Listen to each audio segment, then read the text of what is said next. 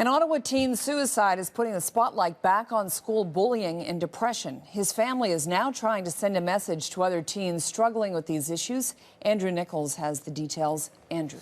And Carol, Jamie Hubley, 15 years old, from Canada, Ontario, is actually the son of a Canada, Ontario city councillor. He did commit suicide on Friday. This is a video of him. You can see there he was singing. He was known to be an aspiring singer, a pretty good singer too.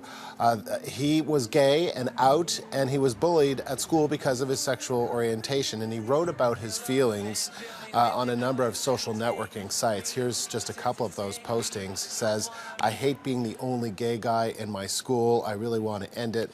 I'm tired of life, really. It's so hard. I'm sorry.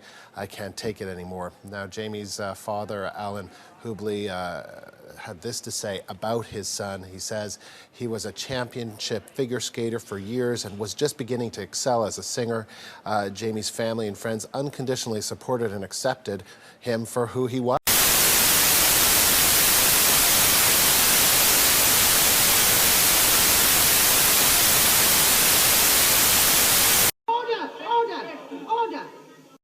And in the inner cities, where youngsters must have a decent education if I'm they not are to have against a better anybody. future, I'm really not. I'm not a that hater. opportunity is all too often snatched I'm from not them homophobic. by hard left education authorities and I honestly don't care what extremist people do teachers. personally in their individual lives, but I tell you, the reason when people say, well, why don't you just kind of get on the right side of history? I said, you got to understand, this for me is not about the right side or the wrong side of history.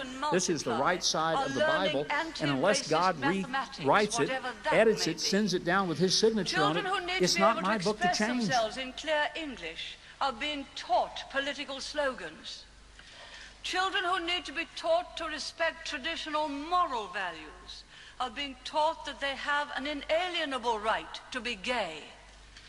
Well, Anthony Ozimich from the Society for the Protection of Unborn Children argues that the teaching of same-sex marriage in schools would undermine the meaning of marriage and promote gay lifestyle. That's why I stand where I stand.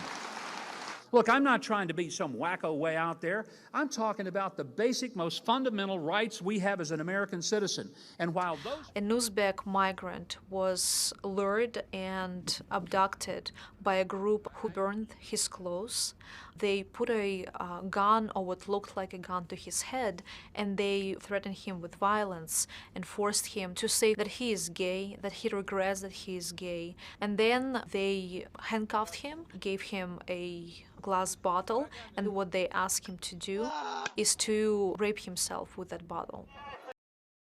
Those rights are being stripped from us by the IRS, the NSA, and the TSA. I want you to think about the fact that in New Mexico, you've got a photographer who refused to take photos of a same-sex wedding, and this week the extreme court decided it would not hear that case, which basically says that if you are a Christian believer and you just do not feel that it is in your artistic interest or within your artistic capacity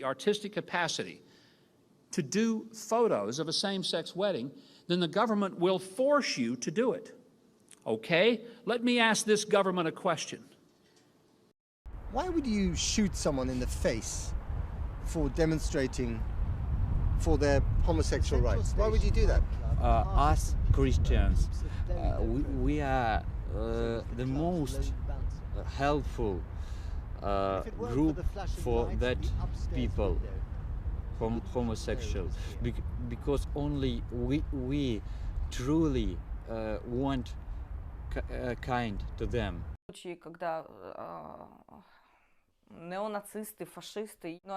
Well, we know from the existing legal duties that schools have that they have to teach about the nature and importance of marriage, and this will mean teaching about equal marriage, so-called same-sex marriage. And we believe that that will confuse and mislead children about the nature and meaning of human sexuality.